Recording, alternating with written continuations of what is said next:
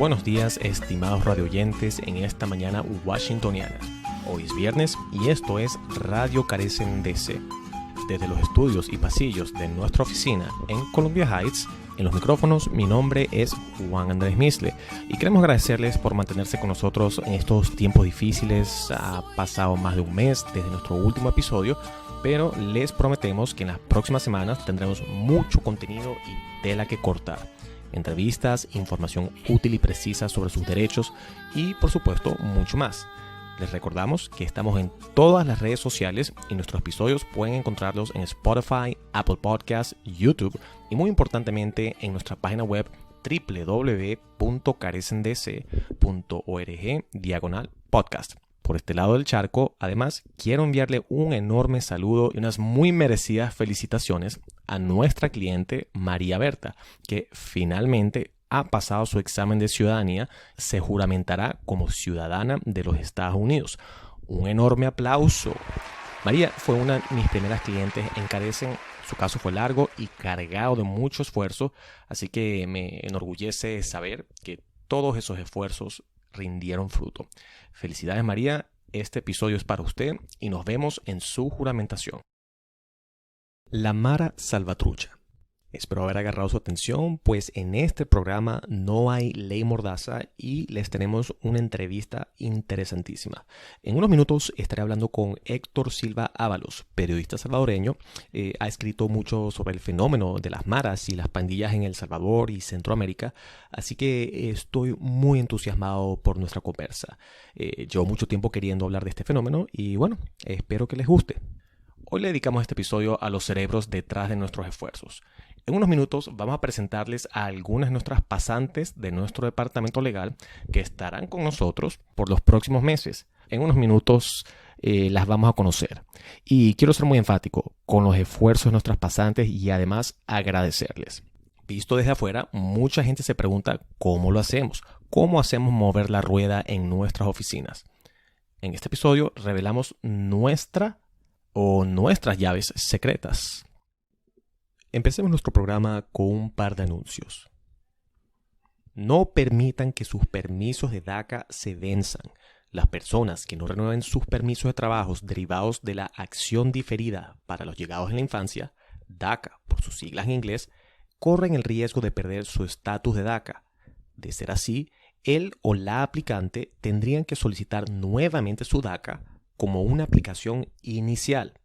Es decir, como si estuviera aplicando por el DACA por primera vez.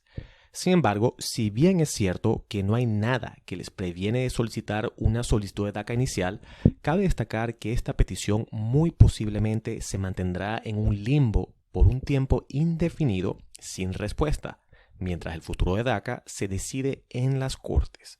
De manera que le imploramos a la comunidad que por favor no se les olvide enviar su solicitud de renovación de DACA a tiempo, si es posible, a 6 meses de vencimiento. Por nuestra parte, ofrecemos este servicio en nuestras oficinas. Comuníquese con nosotros al 202-328-9799. Segundo anuncio del día. Nos ha llegado información y muchas llamadas de clientes preguntándonos si es cierto que aquellos que tienen TPS y viajen con un permiso para viajar, un Advance Parole como se conoce en inglés, se volverán residentes al reingresar al país. Falso. Si bien es cierto que los beneficiarios de TPS o DACA que reingresen a los Estados Unidos con un parole, ahora se les considerará como una entrada legal, de ninguna forma significa esto que se les otorgará la residencia. Uno de los requisitos para volverse residente en la mayoría de los casos es tener una entrada legal al país. Para aquellos que entraron a Estados Unidos por la frontera o sin documentos y luego se beneficiaron del TPS, viajar con un Advance Parole al exterior y regresar a Estados Unidos contará ahora como una entrada legal al país. Si usted tiene TPS y quiere evaluar su elegibilidad para ajustar su estatus, por favor comuníquese con nosotros o con un abogado. Reiteramos, no consultar con un notario, ni con familiares ni chismosos que no conozcan la ley. Todas las experiencias migratorias son distintas y la experiencia de su tía, su sobrino o su vecino van a variar de caso en caso. Estamos a la orden ante preguntas al respecto. Repito nuestro número, 202-328-9799. Estamos a la orden. Y ahora conozcamos a algunas de nuestras pasantes. Mi nombre es Paula Ramos, soy de Brasil. Mi nombre es Diego Jones, soy de El Salvador. Hola, mi nombre es Victoria de Anda, soy de Ciudad Juárez, México. Hola, buenas tardes, mi nombre es Beverly Esquivel, soy de El Salvador. Mi nombre es Raquel Ramos y soy de El Salvador. Estoy trabajando en Carecen ayudando a personas que sufrieron delito en el territorio de los Estados Unidos a solicitar visas U, personas que solicitan residencia para su familia y personas que desean convertirse en ciudadanos estadounidenses por naturalización. Actualmente estoy trabajando con el programa legal y me encargo de ayudar con procesos de ciudadanías, peticiones, camp parole y permisos de trabajo. Recientemente me uní al equipo legal de Carecen, donde estoy ayudando a personas a renovar sus permisos de trabajo e iniciar su proceso de aplicación para la ciudadanía. Y estoy haciendo una pasantía en Carecen dentro del programa de Ciudadanía y Participación Cívica. Este programa se enfoca en ayudar a la comunidad latina y de Centroamérica a integrarse a la comunidad en DC. Por lo tanto, mis roles incluyen, pero no están limitados, a ayudar a las personas en sus aplicaciones para la ciudadanía, prepararlos para sus entrevistas, ayudarles con el inglés, llenar formas N400 y asistir al equipo legal. En este rol, también coordino los servicios de traducción de Carecen con el apoyo de nuestros voluntarios. Adicionalmente, estoy trabajando en un proyecto visual que es la creación de una serie de ilustraciones con el fin de promover el voto y educar a la comunidad en temas de elecciones locales. Y estoy trabajando para Carecen. Me apasiona viajar y ayudar a las personas, es por eso que me apasiona trabajar en el sector legal. Me permite combinar mis propios pasatiempos y pasiones con mis esfuerzos profesionales. Mi pasión es encontrar maneras creativas y no convencionales usando herramientas como el arte y el storytelling para la protección de derechos humanos en Latinoamérica. Mi pasión es ayudar a mi comunidad latina, sobre todo a la comunidad centroamericana, porque es con quienes me conecto más. Pues yo entiendo las dificultades que se viven día a día en El Salvador. Mi pasión es servir a la comunidad latina migrante en Estados Unidos en su proceso de desarrollo y promover la migración segura, con un enfoque de derechos humanos centrado en el bienestar de las personas. Mi pasión es ayudar a las personas trabajando de cerca, ayudándolas a obtener los derechos que se merecen. Siento que paso mi tiempo ayudando a las personas con algo significativo y eso me inspira a realizar un trabajo sobresaliente. Mi experiencia con Carecen ha sido muy enriquecedora, en especial porque he tenido la oportunidad de conocer y ayudar a personas de mi comunidad latina. Mi experiencia con Carecen ha sido de mucho crecimiento y aprendizaje, y me siento muy contento de poder servir a la comunidad latina migrante en el área metropolitana de Washington, D.C. Mi experiencia con Carecen ha sido muy bonita, porque he tenido la oportunidad de aprender diferentes procedimientos que me ayudarán a futuro cuando me gradúe de abogada. Desde el primer día aquí en Carecen me sentí como en familia. Hay mucha diversidad, así como también he aprendido mucho y los colegas me han ayudado a aprender.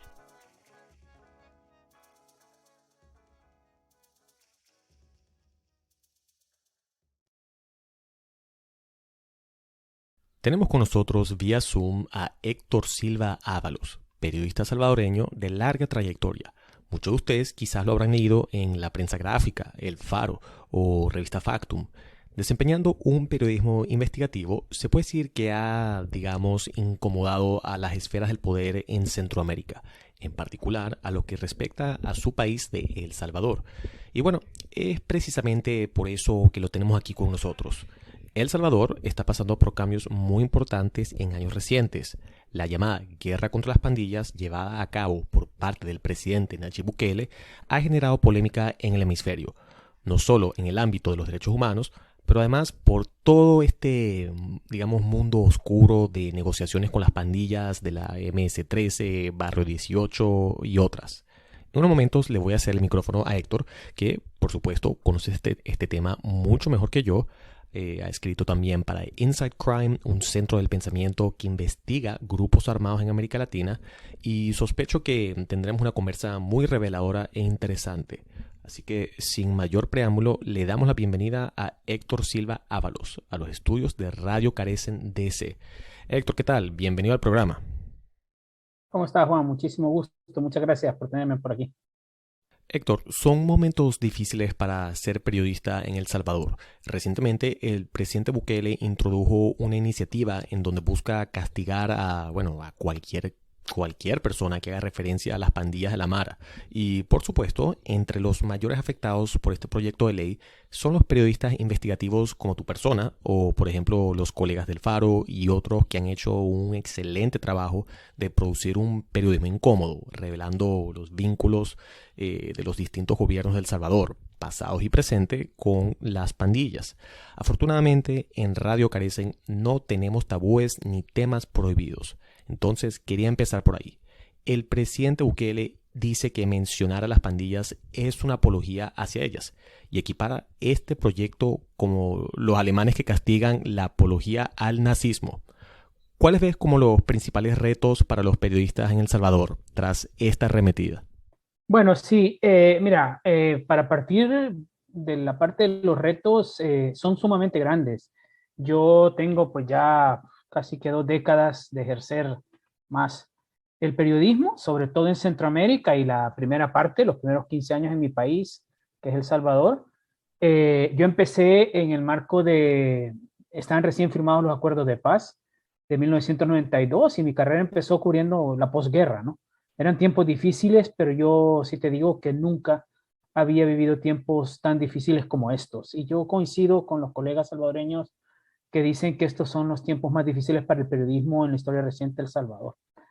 Eso tiene que ver con 2 cosas que están relacionadas con el tema de las pandillas, ¿no? Pero una va más allá de las pandillas. Una creo que tiene más que ver con un fenómeno generalizado en Centroamérica, ¿no? Que algunos aquí en Washington han llamado el advenimiento de nuevos autoritarismos en la región, ¿no? Estamos enfrentándonos al surgimiento de gobiernos de corte populista que llegan al poder a través de las urnas y que en ese sentido tienen legitimidad democrática, pero una vez en el poder se ocupan de acaparar más poder, de eliminar los otros elementos de la democracia que van más allá del voto, ¿no? Que tienen que ver con lo que constituye una república, ¿no? La separación de poderes, las libertades esenciales, las libertades civiles básicas, y entre ellas la libertad de expresión. Nayib Bukele es uno de sus presidentes. Nayib Bukele es un presidente de corte autoritario, populista, que, para decirlo claramente, tiene alergia a la crítica. Eso lo ha demostrado desde el principio, incluso antes de ser presidente, cuando era candidato, ¿no? Incluso cuando era alcalde de la capital de San Salvador. No soporta la crítica y eso, ya con él en el poder, ha llevado al cierre de espacios cívicos, incluidos el espacio del periodismo, que hacen sumamente difícil esto. Ese es el contexto general. Y en el contexto de la guerra contra las pandillas, yo creo que toda la política pública del presidente ahora está encaminada en cierta medida a esconder ese pacto, ¿no? Otra cosa es hablar de la legitimidad de ese pacto, de si es bueno o si es malo, pero creo que está bastante claro que existe un pacto. No lo digo yo, lo han dicho diferentes investigaciones de los colegas del Faro, para empezar, pero también de otros medios de comunicación de El Salvador, como la prensa gráfica. Lo ha dicho el gobierno de los Estados Unidos a través de diferentes oficinas, como el Departamento de Estado, el Departamento de Justicia. Sabemos, por ejemplo, que el Departamento de Justicia tiene lista un indictment, ¿no? Una acusación penal contra 2 funcionarios del presidente Bukele que participaron en ese pacto. Es decir, el pacto existe, ¿no? Y claro, es un pacto peligroso, porque ese pacto lo que implica es que se ha empoderado y se le ha dado interlocución política a un actor criminal. Las pandillas también podemos discutir cuál es su origen social, cuáles son sus características sociales, cuáles son sus características de pertenencia a comunidades específicas en El Salvador y Centroamérica y aquí en los Estados Unidos. Pero eso no quita que son una organización criminal. La MS-13 es una organización que existe para delinquir. Entonces, claro, estos pactos le han dado esa altura política. Esos pactos no empezaron con el gobierno del presidente Bukele, vienen desde antes. Pero el presidente Bukele lo lleva ya a un nivel de política pública más complejo. Cuando eso se descubre y cuando eso se avería y se provoca por el averío de ese pacto una matanza de casi 90 personas en marzo en El Salvador, el presidente reacciona con este estado de excepción, ¿no? Y ese estado de excepción lo que es básicamente es una dictadura. Es un gobierno autoritario, un país autoritario donde los ciudadanos tenemos menos derechos civiles y entre esos ciudadanos los periodistas, ¿no? Esa reforma a la que tú haces referencia creo que es una forma de acallar a los críticos nuevamente, no solo a los críticos que tengan algo que decir sobre el pacto con las pandillas, sino en general, ¿no? Y volviendo al inicio, te digo, Juan, ahora ejercer el periodismo en El Salvador no es solo difícil, es peligroso. Un periodista arriesga su libertad, su vida. Yo tengo noticias de que hay 3 comunicadores presos en El Salvador, comunicadores comunitarios, digamos. Y la Asociación de Periodistas de El Salvador ha dicho que hay al menos media docena de periodistas exiliados. Eso ya te da una señal de lo que está pasando, ¿no? Algo que se comenta con frecuencia sobre estas negociaciones son que la reducción de homicidios también se está llevando a cabo a cambio de apoyo político electoral para el partido Bukele. Y me llama la atención, Héctor, que, por ejemplo, este precandidato a concejal por el partido de Nuevas Ideas, Levis Gamaliel Blanco, este sujeto resultó ser un pandillero de la Mara, pero ¿qué se refieren concretamente con que las pandillas le están dando apoyo electoral a Bukele y su partido? Mira, yo te contesto con lo que me dijo a mí un alto oficial de la Policía Nacional Civil de El Salvador, no durante el gobierno de Bukele, sino durante el gobierno del FMLN. No puedo decir su nombre porque me lo dijo en confidencia como una fuente, ¿no? Pero sí era un alto oficial de la policía. Yo le hice esa pregunta, ¿a qué nos referimos cuando hablamos de apoyo político? Y él me dijo esto, mira, me dijo, cualquier partido político que en El Salvador quiera tener presencia en territorio que dominan las pandillas tiene que pactar con ellas. Cualquier candidato que quiera hacer proselitismo en un barrio, en una comunidad, en un pueblo, en un cantón de El Salvador que esté dominado por las pandillas tiene que hablar con ellas. De hecho, el Estado tiene que hablar con ellas para proveer algunos servicios.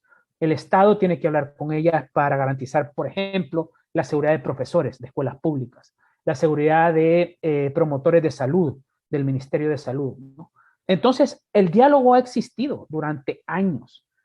Y me dice, y cuando es el caso de un partido político, un candidato a alcalde, a concejal, a presidente del país, a diputado, que vaya al territorio, tiene que hablar con las pandillas para garantizar su seguridad. Desde ahí empieza el pacto, ¿no? El diálogo. Otra cosa es, sin embargo, convertir eso a una política pública. ¿Y cuál es la entrada de eso?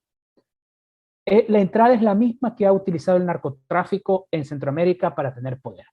Los narcotraficantes en Guatemala, en Honduras, en El Salvador han financiado campañas políticas. En el caso de Honduras, de presidentes. En el caso de Guatemala también. En el caso de El Salvador, eso es menos claro, ¿no? Pero lo que el narcotráfico hace es financia una campaña para que el candidato convertido en funcionario le deba un favor. Es el caso del expresidente Juan Orlando Hernández, por ejemplo, en Honduras, que está siendo juzgado en Estados Unidos por eso. En el caso de las pandillas no es dinero, porque las pandillas no tienen la cantidad de dinero que tiene el narcotráfico. Lo que tienen es control del territorio. Y el control del territorio le da control sobre los votos. Entonces el apoyo político es, vamos a ver, el apoyo político es primero vamos a dejar que entre tu partido a hacer campaña aquí, pero no que entren los demás partidos. El apoyo político puede ser el día de las elecciones, nosotros, la pandilla, vamos a prestar seguridad alrededor de los recintos electorales. ¿Eso qué significa? Que las personas que viven, el voto en El Salvador es residencial, es decir, tú votas cerca de tu casa. Entonces, si votas cerca de tu casa, en una comunidad donde todo el mundo te conoce, incluidas las pandillas te pueden coercionar a votar de una u otra forma, ¿no? Y la otra cosa, y la última forma de influencia es, las pandillas son cuerpos enormes de gente, decenas y centenares de personas, no solo los pandilleros activos, sino sus familias. Influir el voto puede ser, ok, vamos a garantizar que nuestra gente, es decir, nuestros miembros y nuestra familia voten por X o por Y. Eso es apoyo político, ¿no? Y eso, como te repito, lo hizo Arena, el partido de derecha. De hecho, hay un ex candidato presidencial acusado y procesado por eso. El exalcalde de San Salvador de Arena está preso también. Hay funcionarios del FMLN señalados por eso, Pero lo irónico es que ahora, claro, está en el poder el presidente Bukele y su gobierno que ha hecho eso. Y lo que estamos viendo es que esa influencia, en el caso del presidente Bukele, parece un poco más descarada, digamos, porque efectivamente no solo es que veamos concejales del partido que son miembros de pandillas, ¿no? Es que hay un funcionario en específico, un secretario de la presidencia, un funcionario de la presidencia que se llama Carlos Marroquín, que ha sido señalado por Estados Unidos de ser un enlace directo entre la presidencia y las pandillas. Bueno, no solo señalado por Estados Unidos, él lo ha dicho. El Faro ha publicado audios de ese funcionario hablando con líderes pandilleros en ese sentido, ¿no? Hay un audio que refleja, por ejemplo, como ese funcionario dice a otro pandillero: yo fui quien sacó del país a un líder pandillero que se llama Elmer Canales, que se le conoce como el Crook, que está solicitado en extradición por Estados Unidos, a quien este funcionario de la presidencia, él mismo lo dice, sacó hacia Guatemala, ¿no? Entonces, digamos que aquí estamos hablando quizás de un nivel de influencia más grande. Hablamos de las cárceles también. El otro funcionario señalado es el director de las prisiones, ¿no? Y históricamente, como sabemos, el poder, la pandilla lo ha administrado desde las cárceles. Entonces, eso es, creo que, el apoyo político del que hablamos, ¿no? Y es una hipocresía enorme, pero Héctor, sabemos que Bukele, a pesar de todo, continúa teniendo una popularidad altísima. ¿Crees tú que la sociedad civil salvadoreña está al tanto de estas negociaciones? Para mí, en lo personal, me resulta increíble pensar que la gente de verdad crea que la tasa de homicidios pueda caer a cero de la noche a la mañana, cuando, como bien acabas de decir, esto ya es un fenómeno que se vio en gobiernos anteriores y después se supo, porque fue así, cuáles fueron las consecuencias. ¿Crees entonces, Héctor, que la sociedad salvadoreña en general se creen genuinamente la propaganda gubernamental o crees que les da igual y solo quieren ver resultados, sea lo que sea que esto signifique? Mira, yo creo que hay que partir resaltando una cosa, porque hay que ser justo en el análisis, hay que ser justo. La tendencia de la baja de homicidios había empezado antes del presidente, antes del gobierno de Bukele. Es una tendencia que venía de la presidencia del expresidente Sánchez Serén. Pero con el presidente Bukele, hay que decirlo con todas las letras, esa tendencia a la baja se estabiliza a la baja. Y hoy en El Salvador se mata menos gente de la que se mataba antes de que el presidente Bukele llegara al poder. Eso hay que decirlo, ¿no? ¿A qué costo? Al costo de la democracia. Sencillamente. Eso nos lleva a la siguiente pregunta. ¿El presidente Bukele logra mantener un pacto con las pandillas? ¿Logra mantenerlo vigente? ¿Logra mantener su ejercicio del poder vigente a pesar de todo? Porque controla todos los poderes del Estado. Sencillamente, porque controla la Fiscalía General de la República. Pactar con un grupo criminal es un delito. Entonces, si hubiese una Fiscalía General de la República independiente, probablemente hubiese un proceso de antejuicio contra el presidente, por lo menos contra funcionarios del presidente. Hay delitos de por medio, pero además hay, como ya hablamos, un atentado contra las instituciones democráticas y la democracia de El Salvador. Hay menos homicidios a costa de la democracia. Le planteas eso al general de la población salvadoreña y están perfectamente conformes con eso. Eso lo dicen las encuestas. Prefieren la seguridad a la salud democrática. Eso lo dicen las encuestas, ¿no? Eso responde la pregunta. No voy a entrar aquí a juzgar a mis compatriotas. Estoy diciendo eso es lo que pasa, ¿no?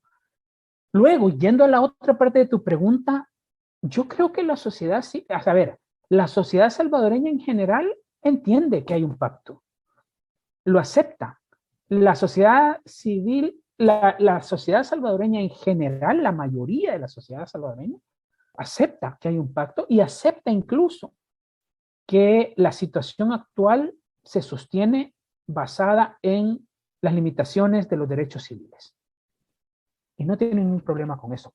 Y el presidente sigue siendo sumamente popular a pesar de eso. La población lo acepta, lo cual requiere un análisis mucho más profundo y urgente sobre la situación de la democracia y el surgimiento de estos autoritarismos, ¿no? porque lo siguiente que hay que decir es que esto nunca termina bien. Bueno, esto nunca termina bien. Eso la historia nos lo ha dicho. El mismo presidente ha hecho referencia a esto cuando habla de los nazis. Es irónico, él habla de los nazis. Bueno, ¿cómo surge en la historia Adolfo Hitler? De una población cansada de un status quo que vota democráticamente, haciendo uso de los instrumentos de la democracia, y lo nombra canciller, y lo nombra líder de Alemania. ¿Y en qué terminó eso? Ahí está Venezuela, ahí está Nicaragua, ahí está Honduras, ¿no? Entonces, ¿qué hay detrás de todo esto? Bueno, un montón de cosas que ahorita están parapetadas detrás de la popularidad del presidente, ¿no? Pero claro, es una apuesta muy peligrosa para la democracia y para la salud del país en todos los sentidos. La primera víctima o el primer gran síntoma, creo yo, que va a ser el económico, ¿no? Porque la popularidad del presidente y todo este discurso oficial tirado hacia el tema de seguridad oculta la crisis económica que está detrás, ¿no? Con una deuda muy grande, con un aislamiento internacional pronunciado, con una economía en el suelo, pues. Entonces, claro, pero en un ambiente donde no hay libertad de expresión, donde no existe la separación de poderes y hay mucha conformidad y aceptación popular de este status quo, es más complicado. Sí, y tú dices algo que también es importante y me gustaría agregar, y esto lo digo en base a testimonios de colegas y conocidos aquí en Estados Unidos, pero pareciera que hay una fuga de cerebros de fiscales e investigadores anticorrupción que han tenido que irse del país porque los están hostigando por hacer sus trabajos e investigar la corrupción y la penetración de las maras en las esferas del gobierno. Pero, sin embargo, Héctor, mucho se dice también que si bien la tasa de homicidios confirmados, y digo confirmados en comillas, ha caído drásticamente, algo que se ha visto incrementar son las desapariciones de individuos. ¿De qué se trata esto? ¿Acaso las pandillas ya no asesinan en medio de la calle, sino que desaparecen a la gente? ¿Es esto el caso? ¿Qué nos puede decir al respecto? Mira, sí, claro, creo que hay muchísimos indicios de que es innegable que había una disminución de homicidios. Ahora, todo esto tiene muchos matices, obviamente, ¿no? Está el tema de las desapariciones. Hace algunos meses empezamos a ver el caso de las fosas clandestinas, ¿no? Multitudinarias. El gobierno no habla de eso, ¿no? Claro, el gobierno, te repito la idea anterior, el gobierno utiliza el control absoluto que tiene de la institución del Estado para ocultar. Como muy bien dice el lema del Washington Post, la democracia se muere en la oscuridad. Y en El Salvador hay muchísima oscuridad. Se descubre una fosa clandestina enorme en Chalchuapa, en el occidente del país, y lo primero que hace el fiscal general de la República, el ministro de Seguridad del presidente Bukele, es prohibirle a los funcionarios que hablen, ¿no? Es decir, agarrar los datos, centralizarlos. Siguiente paso, cerrar el acceso a todo tipo de información. Eso ahorita ya está viendo las cifras de la policía. Antes había un consolidado de cifras de homicidios y otros delitos hay una mesa técnica, se llama, Policía Nacional Civil, Fiscalía General de la República, Instituto de Medicina Legal. Eso ya no existe, ¿no? De hecho, el Instituto de Medicina Legal, que es uno de los que cuenta los muertos, es es eso, o sea, es el sistema forense público, está militarizado. ¿Para qué está militarizado? Simplemente para garantizar que no haya fuga de información. Pero aparte de las desapariciones, tenés la forma en que el gobierno cuenta los homicidios. Resulta que el gobierno, y lo ha aceptado el gobierno, no cuenta como homicidios la muerte de pandilleros. No está contando como homicidios las personas que están muriendo en las cárceles, que según organismos de derechos humanos en El Salvador, en 3 meses ya van por 60. Todo eso te hace pensar, sí, es cierto, hay una cifra más baja de homicidios, pero obviamente no es lo que el gobierno está diciendo, ¿no? Pero lo triste, Juan, lo increíble es que no importa. No importa. O sea, al final, la popularidad del presidente sigue siendo enorme. Porque esa percepción de seguridad, basada en parte en algo real, que es una disminución real de homicidios, pero también en un montón de mentiras, sigue siendo suficiente para la población. Pero te digo algo que me decía una defensora de derechos humanos de una organización que precisamente está monitoreando la situación en las cárceles.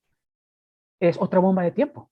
O sea, están llenando las cárceles con gente inocente, la mayoría sin juicio, sin derecho a defensa. Esa gente se está muriendo en las cárceles por golpes, por ser vapuleados, por autoridades o por presos que ya están ahí, por enfermedades, porque no reciben atención, y eso se está generando un hacinamiento horrible. Ahí vas a tener otra crisis de violencia humanitaria. Entonces, El Salvador es una gran bomba de tiempo formada por diferentes mecanismos que al final nadie va a poder evitar que exploten, ¿no? Muchas gracias, Héctor. Has sido muy amable con tu tiempo y quiero cerrar planteándote una teoría.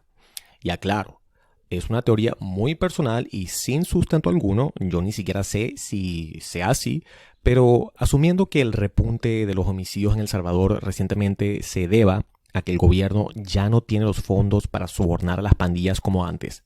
¿Qué opinas si te dijera que de alguna forma esto esté ligado al hecho que Bitcoin se use como moneda de curso legal? Es decir, que con la caída titánica en el valor de las criptomonedas y el Bitcoin, quizás esté relacionado a este fenómeno reciente de la alza en violencia pandillera. ¿Crees posible que el proyecto de Bitcoin en El Salvador tenga algo que ver de alguna manera con una fuente de dinero que se esté usando para mantener a las pandillas sobornadas? Se me hace que en todo este mundo oscuro del Bitcoin hay gato encerrado y posiblemente relacionado a alguna negociación con las pandillas. ¿Te parece esto algo factible? Yo, por cierto, no soy particularmente conspiranoico, pero me causa sospecha. A ver, yo te lo planteo así, por partes, ¿no? Primero, el tema del Bitcoin está cubierto de la misma oscuridad que el tema de las pandillas. No sabemos, el presidente dice que de repente tuitea que ha invertido tanto, que no sé qué, pero nadie sabe, no hay constancia de esas transacciones. Un economista dijo hace poco que todo está, esas transacciones, que si no me equivoco ya rondan los $50 millones, están a nombre del presidente. Y que el que tiene en su teléfono las claves para hacer estas transacciones es el presidente. Es decir, eso no pasa por ningún canal oficial de registro que tenga mecanismos de transparencia, nada, ¿no? No sabemos. El presidente ha dicho que construyó un hospital veterinario con fondos Bitcoin. Más que sus tweets, no hay ningún documento oficial que demuestre que ese dinero viene del Bitcoin. No sabemos. Lo otro que es cierto es que en cuanto a finanzas públicas, El Salvador está en crisis. El Salvador, no lo digo yo de nuevo, lo acaba de decir Bloomberg por tercera vez, lo dijo hace 2 días el New York Times, lo han dicho las principales casas de análisis de riesgo del mundo, Moody's, Fitch, que El Salvador está al borde del default. Es decir, El Salvador tiene una obligación de pagar $800 millones a principios del 2023 y ahorita, al día de hoy, no tiene plata para hacer eso. No tiene plata. Entonces, lo que sí entiendo yo es que una apuesta del presidente en su momento fue, bueno, no voy a tener acceso a créditos internacionales porque los organismos internacionales me están pidiendo 2 cosas. Más transparencia en el tema del uso de esos préstamos, que no se las va a dar, ¿no? Y lo que siempre piden estas entidades financieras internacionales como el Fondo Monetario, austeridad, constreñir los espacios fiscales, ¿no? Entonces, ¿eso qué significa? Menos gasto público. ¿Y cómo le puedes pedir a un gobierno populista que tenga menos gasto público? Y ahí incluyo a la el posible uso de dineros públicos para el pacto con las pandillas, ¿no? Si no tienes plata, ¿cómo le puedes pagar a las pandillas? ¿Está eso detrás de la crisis de marzo que provocó esta masacre? Yo no tengo elementos para afirmarlo, pero sin duda son elementos importantes, plausibles de análisis. Yo no sé si se puede como juntar todo y decir que todo está íntimamente relacionado, un pacto pandilla, Bitcoin, crisis fiscal. Yo más bien creo que se está creando una tormenta perfecta, o 2 o 3. Tema pandillas, retrocesos democráticos, tema homicidios, tema fiscal, ¿no? Y luego, alrededor de todo esto, un tema social, porque hemos dicho una cosa, hemos dicho que la sociedad en general está conforme con esto, sí, pero va a dejar de estar conforme cuando sienta restricciones en la parte económica y financiera, ¿no? El presidente Bukele ha logrado disminuir el impacto de los costos del petróleo en la bomba de gasolina en El Salvador. ¿Por qué? Porque ha puesto al Estado a pagar los déficits que ha provocado la inflación, ¿no? O sea, quitó 2 impuestos pero al final el Estado está pagando eso, ¿no? Esa plata se va a acabar. Y luego, bueno, si la crisis fiscal y el escenario de impago es real, va a llegar un momento en que no va a haber plata para pagar las obligaciones del Estado.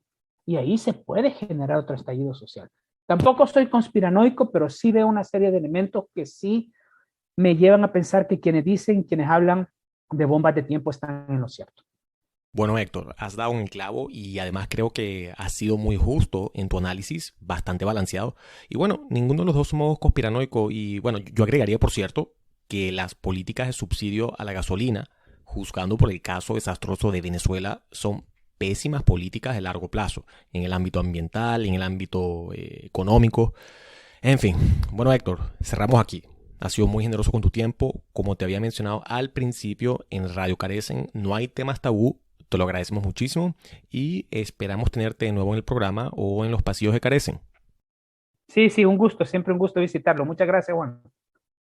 Este episodio contó con el apoyo técnico de Kevin Galeas, dedicado a nuestra cliente, la señora María, y a nuestros pasantes, Victoria, Paula, Raquel, Diego, Beverly, Amina, Kevin, Nicole, Silvana y Elisa. Finalmente, cerramos con la siguiente frase. Es mejor estar callado y parecer estúpido que abrir la boca y disipar las dudas.